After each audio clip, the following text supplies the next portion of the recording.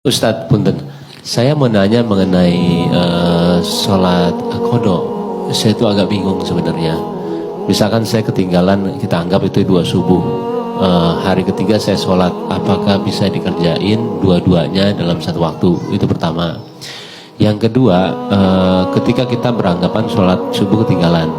Nah itu kita mendingan, misalnya saya bangun jam 8. Saya lebih baik sholat besoknya atau saya sholat subuh jam 8? Baik. Ya, itu aja. Terima kasih. Kasus kedua itu terjadi bahkan di lingkungan Nabi. Gitu. Dan kesiangan Nabi. Ya, tapi hikmahnya kata para ulama, mudah bagi Allah menjadikan Nabi tepat pada waktu dia bangun dan sholat. Tapi ditetapkan, diizinkan oleh Allah siang itu bangun untuk menjadi petunjuk bagi umatnya yang kesiangan bangunnya. Suatu ketika Nabi sedang dalam perjalanan, lalu istirahat menjelang subuh. Ya biasa rutin tahajud, biasa diperintahkan kepada Bilal bin Rabah radhiyallahu taala anhu, Bilal kamu jaga. Kata Bilal, ya Rasulullah saya ikut tidur aja, nanti saya bangun pas subuh azan. Kamu jaga, kamu lelah. Enggak ya Rasulullah, saya siap katanya. Tidur akhirnya. Begitu bangun terasa sinar matahari sudah kuat. Ya. Nabi bangun kan, celaka kamu Bilal katanya. Bilangnya jaga, tapi ketiduran ya kan.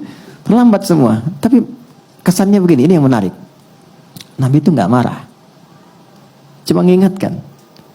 Tempatkan setiap hal itu sesuai dengan porsinya. Jangan memaksakan pada sesuatu yang mungkin kita tidak bisa menanggungnya. Kalau mau melakukan sesuatu, tautkan dulu pada Allah supaya Allah jaga kita. Kita katakan insya Allah. Itu spirit surat Al-Kahf. Singkatnya apa? Nabi langsung katakan wudu semua. Wudu. Dan bila seperti biasa, ya, adzan, iqamat, selesai semuanya. Yang paling menarik apa?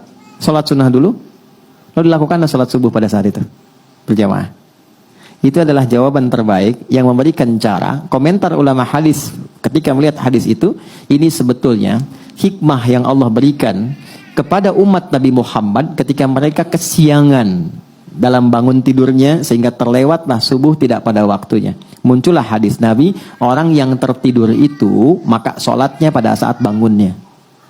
Jelas. Pertanyaan yang kedua tadi. Jadi kalau ada orang kemudian harusnya subuh itu 4.45 bangun, dia baru bangun 5.44. Udah lewat waktu kan? Maka dia bangun nih, dia sadar. Maka lakukan sholat itu saat bangunnya. Itulah waktu untuk dia menunaikannya. Jadi 5.44 diambil wudhu, dia sholat. Tapi bukan maksud untuk menyengaja mengakhirkan sholatnya. Karena memang terlelap. Habis. Ini kasus masuk biasa. Saya di Tripoli, ada teman saya nggak bangun sehari semalam. Sehari semalam karena lelahnya. Didorong, digoyang, nggak bangun-bangun. Kita mau jatuhkan dari atas kan nggak mungkin. Ini di level di flat di atas. Dia diam sampai bangun. Begitu bangun dia sholat, mengkodok semua sholatnya. Dia lakukan pada saat itu. Itu hadisnya ada. Jelas ya? Jadi bagian pertanyaan kedua dulu. Jadi kalau tertidur, bangun, sudah lewat waktu, maka dilakukan itu bukan besoknya. Saat bangunnya, di situ dia lakukan sholatnya. Sekalipun dia bangun di waktu zuhur misalnya. Maka dia sholat subuh dulu untuk mengganti yang sebelumnya, baru masuk ke zuhur. Jelas? Oke. Pertanyaan balik ke yang pertama. Bagaimana kemudian kalau ada rasa kesadaran mendalam? Setelah kemudian terikat dengan situasi dunia, ada getaran kepada jiwa untuk kembali memperbaiki. Pertama syukuri dulu. Syukuri, karena itu mahal. Apa yang harus kita syukuri? Pembuktian keadilan Allah yang selalu memberi kesempatan pada setiap hamba dengan hidayah sampai nyawanya tiba di ujung kerongkongannya. Jadi nggak ada satupun hamba yang hidup yang nggak dapat hidayah, itu nggak ada. Yang ada itu yang sudah diberi dia nggak ngambil. Anda tahu Fir'aun kan? Itu seburuk apa dilukiskan di Quran. Tapi tetap dengan kejamnya itu tetap diberikan 2 nabi supaya sampai hidayah kepadanya. Cuman Fir'aunnya nggak ngambil. Nah, siapa yang mengundang Anda untuk hadir di sini? Anda bisa punya pilihan, Anda punya pekerjaan yang lain, aktivitas, bisa mungkin lakukan ini dan itu. Tapi siapa yang bisa menggerakkan hati Anda? Mas Bae mungkin telepon, Mbak Paula mungkin ngabarkan. Tapi kalau hati Anda tidak pas untuk di situ, nggak mungkin Anda datang. Kalau bukan Allah tanamkan itu, nggak mungkin kita ada di sini. Itu gambarannya. Anda pengen pulang lewat jalan, kok bisa lewatnya itu di depan masjid. Saat orang-orang ke masjid, mudah bagi Anda mengambil jalan lain. Yang paling ekstrim Anda buka YouTube, kok yang keluar ceramah? Padahal saya pengen nonton A dan B, kok bisa itu yang keluar? Itu yang dimaksud Quran surah ke-29 di ayat yang terakhir, ayat 69. Walladzina jahadu fina lanahdiyannahum subulana. Orang-orang yang ketika mendapat percikan hidayah dalam dirinya dan dia ambil itu, Allah akan bimbing dia ke jalan berikutnya yang lebih cepat. Dan bukan sekedar dibimbing, ini saya penting terangkan ini dulu. Itu cinta Allah diturunkan. Jadi Allah itu paling cinta. Kalau ada hamba salah yang sadar dari kesalahannya, lantas dia meniti jalan kesolehan untuk bisa menutup salahnya, itu langsung turun ayat Quran surah kedua ayat 222. Innallaha yuhibbut tawwabin. Allah sangat cinta jika ada hamba yang belajar dari salah untuk menjadi soleh. Disinilah muncul kalimat bijak dari ulama, Allah lebih mencintai orang salah, ya, pelaku maksiat yang gemar bertobat dibandingkan orang soleh yang tidak pernah merasa salah.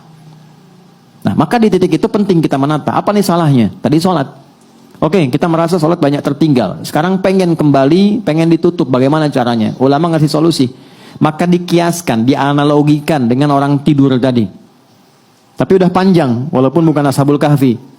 Maka bagaimana caranya? Dekatkan pada waktu-waktunya. Ini rumusnya, nomor telepon menuju kepada Allah 24434. Subuh, duhur, asar, maghrib, isya. Oke? Saya nggak tahu udah terlewat berapa lama dulu. Sulit menghitungnya. Gampangnya gini, subuh, begitu sudah dikerjakan, niatkan qadha, berikutnya sholat lagi, niatkan untuk yang sebelumnya. Jelas? Dekatkan dengan waktunya. Itu pertanyaan yang pertama tadi. Sholat dulu sesuai dengan waktu 2 rakaat. Setelah itu, bangkit sholat lagi 2 rakaat untuk nutup yang sebelumnya. Dah. Zuhur 4 rakaat, sholat. Setelah itu, dekatkan untuk nutup yang sebelumnya. Jelas? Baik. Kapan ini dikerjakan? Sederhananya yang gampang. Kalau kita sedang dalam suasana jamaah, supaya tidak menarik perhatian dan salah persepsi, salah duga, dan timbul hal yang baru yang tidak seharusnya muncul, 2 caranya.